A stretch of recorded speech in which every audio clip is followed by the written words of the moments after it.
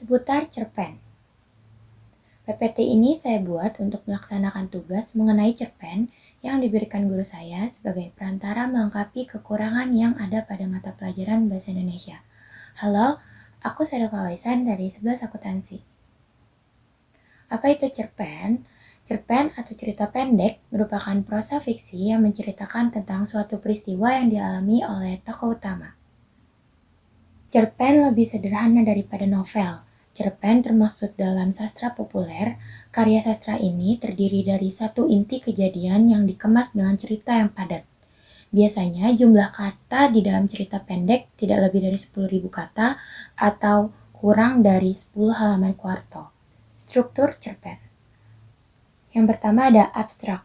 Abstrak merupakan pemaparan gambaran awal dari cerita yang dikisahkan.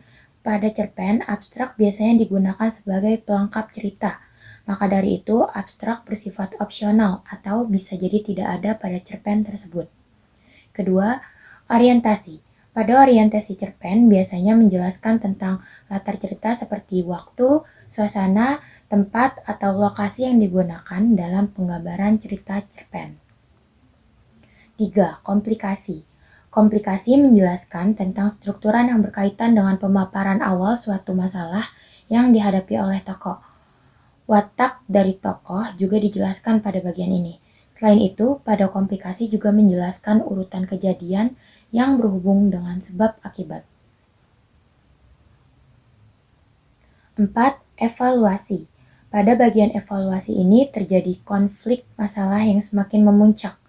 Konflik mulai menuju bagian klimaks yang mendapatkan penyelesaian atas masalah yang terjadi pada cerpen. 5. Orientasi.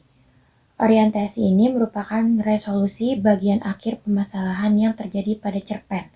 Pada bagian ini terdapat penjelasan dari pengarang mengenai solusi permasalahan yang dialami tokoh. 6. Koda. Koda merupakan nilai atau pesan moral yang terdapat pada sebuah cerpen yang disampaikan oleh penulis kepada para pembaca. Pesan moral yang disampaikan sesuai dengan jenis cerpen. Ciri-ciri cerpen.